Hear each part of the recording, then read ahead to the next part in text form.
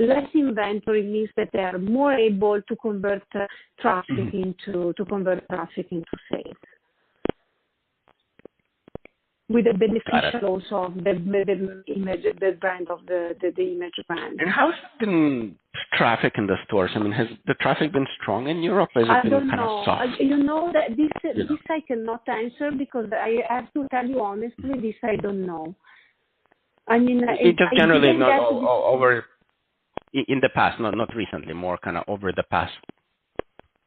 Couple of years. Okay.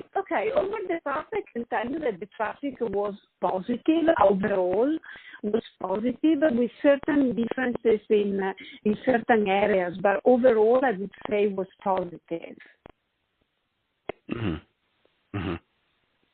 Got it. But it's an information that Boris, is an information. Yeah, you can see that. More than 1 year ago, so it's not a recent. It's not a recent number.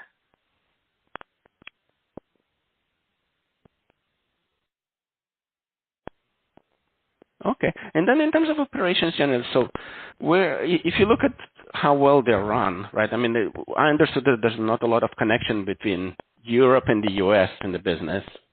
Yeah.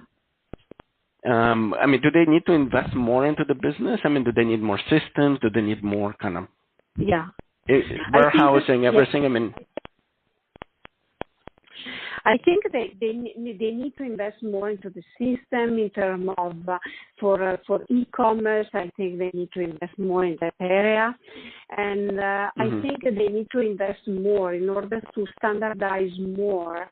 I mean, the company report. It's true, as you said, that the European business and the American business is very, very different because, I mean, the way we run the business, the way in Europe, the way we have multi-channel here is made by wholesale, when in the US it's just department store and retail store, so it's very different.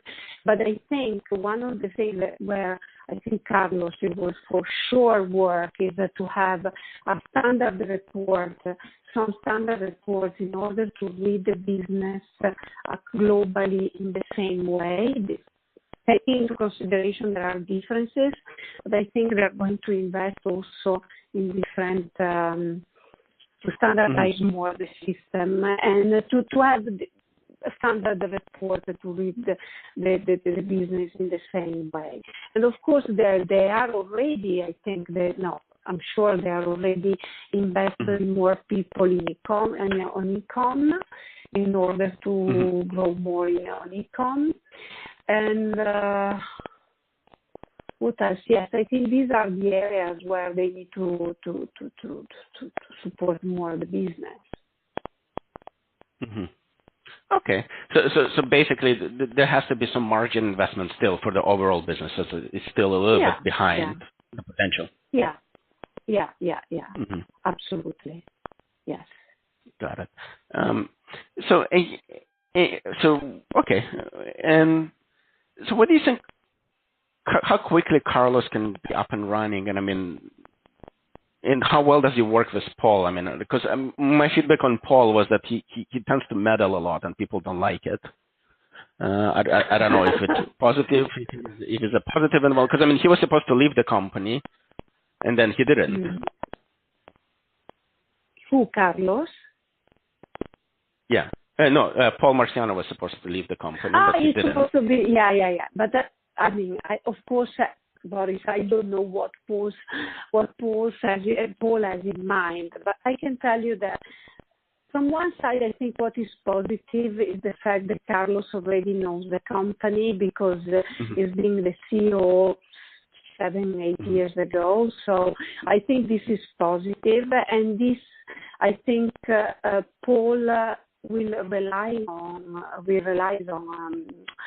Carlos because he knows the business.